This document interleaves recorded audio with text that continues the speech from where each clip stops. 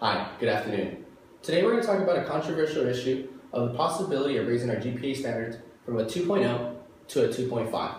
And for that I say, low grades, no sports. So as educators, we shouldn't be okay with the bare minimum. With the bare minimum of a 2.0 GPA, we should strive for more. We should push our youth, push our teenagers, push our future to want to do better than a 2.0 GPA. And that's why I asked for a 2.5 GPA. Not only that, the problem is that although there's several athletes that are meeting the GPA standards, there are several that are not. And not only are they not meeting the GPA standards, we're still allowing these athletes to still play and participate in extracurricular activities. With that said, we're sending the wrong message to these athletes. We're allowing them to do what they love, although they're not performing in the classroom. I know that in the real world, in the real life, we can't do that. You can't go to your job and ask and perform poorly, and then the next day go ask for a raise. So why is it that we're teaching our teenagers to do those things? Why is it that we're allowing them to perform poorly in the class, not get their grades, not pass their tests, but at the end of the day, they're still being able to do something that they love, that they care about? If we really want to teach them something, show them that the academics are important, we need to be able to take these things away from them and let them know, hey, you're not performing here in the classroom, so you can't perform on the field. Until you do what you need to do here, then you can do that. And that's what's important. That way we send the message across to them. Not only that, but so little student athletes are going to college. And because of the reason that they aren't succeeding in the classroom, they aren't even being recruited by colleges because they aren't meeting the minimum GPAs. They're below the 2.0s. They're in the 1.7s, 1.9s. And colleges aren't going to consider that regardless of how good you are. You can be as good as Michael Jordan, LeBron James, but if you aren't succeeding in the classroom, you're never going to be recruited for a college. So my solution to that is basically we raise the GPA from a 2.0 to a 2.5. Basically going from C's across the board to 3 B's and 3 C's, which is not impossible. It's something we can definitely achieve and we can strive better for. I know that. Not only that, but if we expect our students to have a 2.0 GPA or 2.5 GPA as opposed to a 2.0, it's going to prepare them. It's going to have that stepping stone for them to do better in college. It's going to make that transition much easier for them, so when they do get into that college that they want, that they'll be prepared for it, that they'll educationally know, oh, we did this in high school. Oh, they expected this in me in high school, so it's easy for me to do this now. It's not a difficult task. Although it's going to take a lot more from our educators, it's going to take the time, the dedication, the patience. I already know how difficult it can be for everyone to want to teach somebody, but I know how difficult as well is to teach the topic to someone that doesn't completely understand it. But the students know that as well. They know when the teachers are uninterested, aren't dedicated, don't want to put the time and effort for them. So they'll notice that. But if we show the students that we want to show them and we're there for them, they'll put the effort in as well. Who's going to benefit from this? I think everyone's going to benefit from this, especially the students. The students are going to be able to attend college after high school if they have those GPAs. Colleges are actually going to recruit them. They're going to see, hey, this guy has a talent on the court or on the field, but not only that, they're meeting their grade requirements. They have the GPA, they have the SAT scores that we expect from them. Hey, let's recruit them, let's look at them. Not only that, if they decide not to go to college after high school, not only that, but they have their GED, they have their high school diploma. And it also makes the high school look much better. It shows that their dropout rate is much lower and that their graduate rate is much higher. So it benefits the school district and the school board as well. Not only that, like I mentioned before, students are academically prepared for college. I can't express this enough how important it is because they need to know that the workload in college is going to be different than the workload in high school. So in order to understand why we actually want to change the GPA from a 2.0 to a 2.5, let's actually go over what the current expectation for a student athlete is. I'm sure not everybody knows. So currently, students must have a passing grade in the trimester of their sport. So basically, typically, what students will do when they're going to play a sport, they'll get their progress reports, have their teachers fill it out, and they'll show it to them. They'll let them know, hey, this is the grades I have, I'm currently passing. Throughout the duration of their sport, they must maintain a 2.0 GPA. This is the average. This is not even asking them the whole entire year. This is simply the 2-3 months that they're playing their sport that we're asking the 2.0 GPA. Not extremely hard. Not only that, so given all that, if a student does receive a D throughout their sport, the duration of their sport, they're basically given a slap on the hand. Let them know, hey, you have 2 weeks to raise your GPA. If you don't raise your GPA, you're going to be ineligible. So after those 2 weeks, if they don't, they're ineligible. Now the problem with this is that the expectation is there, but how many of us are actually upholding it? Who's making these kids live up to the expectation? Because so many schools are allowing these student athletes to still participate, to still play. And we're sending the message that athlete and sports are much more important than their education in the classroom. We're sending that message because we're allowing them to still participate. So you might ask, well, we can't even get them to have their 2.0s. Why are we trying to get them to have a 2.5? And it's simple. Higher GPAs allow for lower SAT scores. So when you sit here and think, oh, I'm just getting a grade for a report card, no. You're getting a grade because if you really want to play sports at the college level, it allows you to have a lower SAT score or an ACT score. So the higher GPAs allow for that leeway in the SATs. It prepares high school athletes for college. College is a different animal. It's a completely different world. So if you're performing subpar at high school, you're not going to do well in college. College athletes easily put in over 40 hours of simply practice time.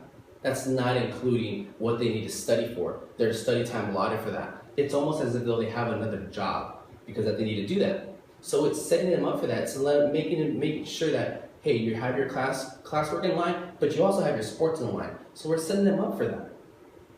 And it shows that academic value is a priority. We can't continue letting students play if they're not meeting the GPA standards.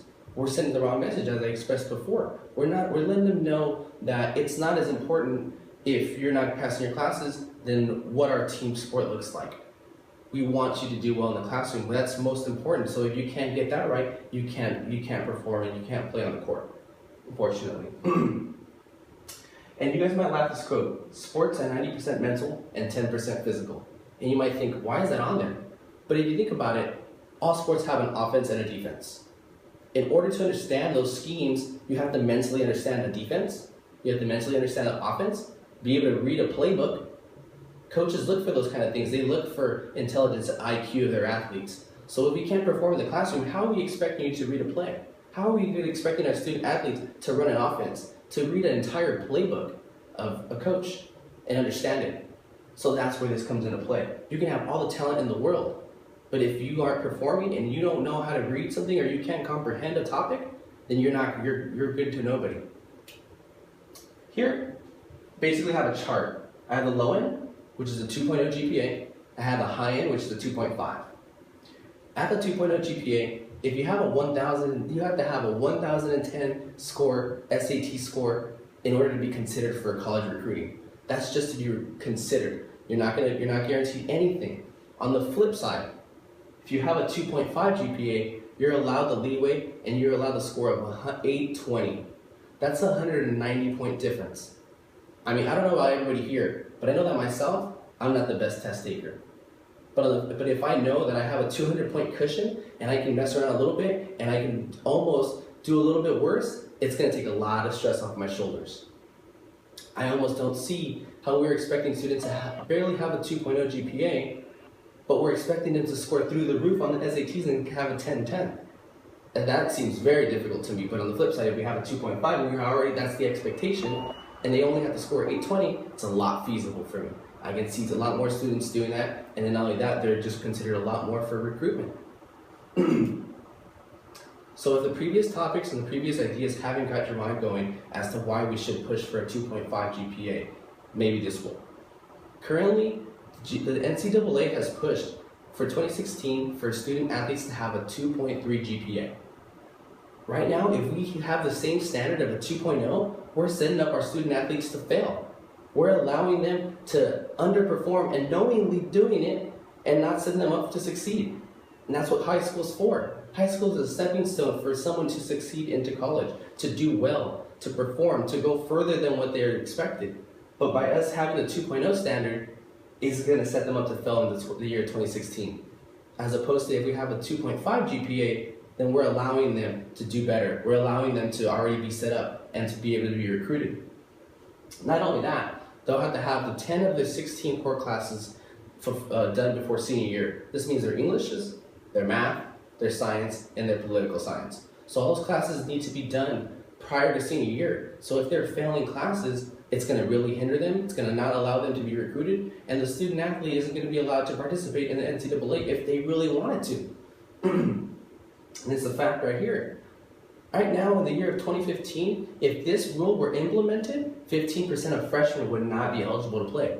So that's 15 of freshmen that are already in college, not counting the ones that are not in college and are going to go into college. So 15% of them already. So that number would be staggering through the roof if this included high school students that wanted to consider playing. So this is why, another reason why we need to push for a 2.5 standard. We can't continue going with these bare bottom ideas and concepts of a 2.0. We need to push for more and strive for more. Of course, there's going to be people that don't want to change, and I understand that. And here's some of the things that they say. They claim that if students don't have sports, they're not going to come to school. Of course, I don't want to see any students not going to school. I don't want to see anybody on the streets getting arrested, being arrested and going to jail because they can't follow simple rules. But we as educators, we need to do more. We need to give them a reason to want to be in school. Hey, you want a future? This is where you need to be, because it starts in the classroom. As educators, we need to show them that it's not just because of the sports that they should be in school, it should be for their future. If they want to get out of the inner cities, they need to learn something. They need to be able to brighten up their future. And by brightening up their future, get a better GPA. Do well in the classroom. Do more. By that, we'll have them in the classrooms. Something that they said is taking the opportunity away from these students to play in sports. We're not taking the opportunity away. They are by not performing in the classroom. They know what the rules are entering the sport or entering the school year, that they need to perform at a certain level in the class in order for them to also perform in school. They're called extracurriculars. They're not givens. It's not, oh, you get to play sports because you come to school. No, you get to play a sport if you perform in the classroom, and if you do your end of the part in the class, then you get to play a sport. It's an extracurricular for a reason. Not only that, we have a school board member that was quoted saying, "What's wrong with a dream if it gets you through high school?" I think there's everything wrong with that.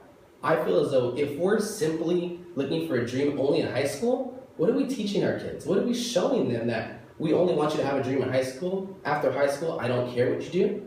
No, we should want them to have a dream after that, further than high school. Let's have a dream for college. Let's have a dream for a successful career. Let's have a dream for something more than past high school. To me, this sounds almost as if they're saying, get through high school so that way you're out of my hair. That way I don't have to think about it and I don't have to worry about it, because now you're no longer an issue to me. But if we as educators really want to do our part and really want to send a message, we need to have them more than a dream for high school. We need to have them dream past that, for the future, for college, to be a student athlete. So my final thoughts on this, basically. I don't feel like we're taking the opportunity away from everybody. We're not taking the opportunity away from students to play sports. We're really pushing them in a direction which will better their future and allow them for more opportunities. That's what the classroom does. That's what raising the GPA standard does. Because by them getting the better GPA, it opens the doors for more colleges to recruit them. It opens them to get into better colleges, to even graduate high school if that's the bare minimum that they want to do. But if we don't have those expectations from them, then we can't even exceed that. We have nothing if they don't meet the standards. So lastly, my last thought is, we need to put the student back in student athlete. Because at the end of the day, student always comes first. It's not athlete student, it's student athlete. So I really hope you guys consider these thoughts. Thank you for listening. Have a great day.